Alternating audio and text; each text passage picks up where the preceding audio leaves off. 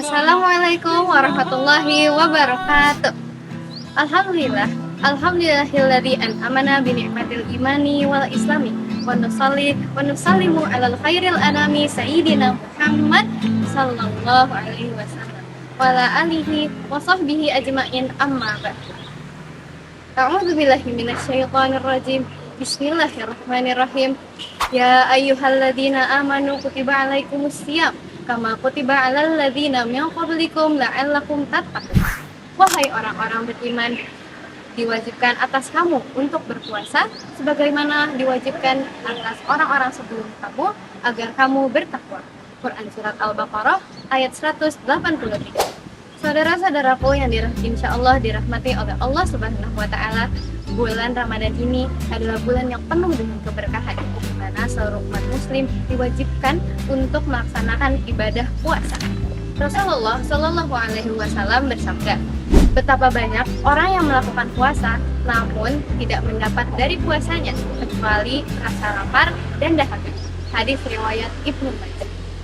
Hadis ini mengingatkan kita bahwa puasa jika hanya dilakukan dengan menahan lapar dan juga menahan haus tanpa dibersamai dengan menjaga lisan, perilaku, dan juga sikap kita, maka pastinya puasa itu tidak akan mendapatkan hikmah atau mendapatkan manfaat secara spiritual yang sesungguhnya.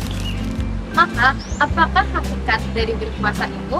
Apakah sekedar menahan lapar dan juga haus, atau justru memiliki makna lain yang perlu kita pahami kembali? Maka izinkanlah saya, Ania Syazina Ardani dari kelas 9C, untuk menjelaskan dan menyampaikan tausiah yang berjudul ketaatan dalam berpuasa tidak hanya sekedar menahan lapar dan juga haus.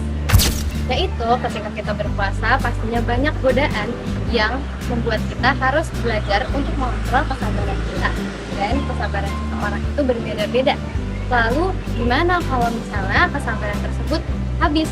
Apakah ada isi ulang untuk membuat kesabaran itu terbangun kembali dan membuat kita semangat lagi?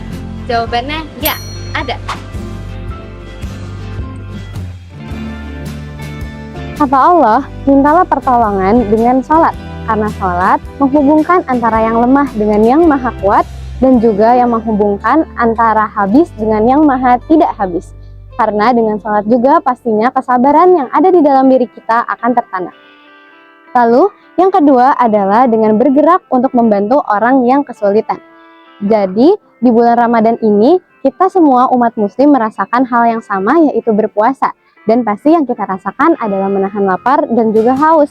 Maka di bulan Ramadan ini adalah sarana kita untuk meningkatkan empati dan kita bisa memikirkan bagaimana kira-kira nasib orang-orang yang berada di luar sana yang kurang beruntung daripada kita. Selanjutnya, apa sih hikmah jika kita memiliki ketaatan pada bulan Ramadan ini? Yang pertama adalah meningkatkan ukhuwah Islamiyah. Apa itu ukhuwah Islamiyah?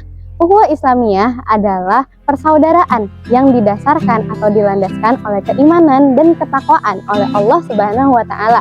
Contohnya adalah saling tolong-menolong dalam kebaikan, saling menasehati dalam kebaikan, dan juga saling menjaga kehormatan dan hak antara sesama muslim.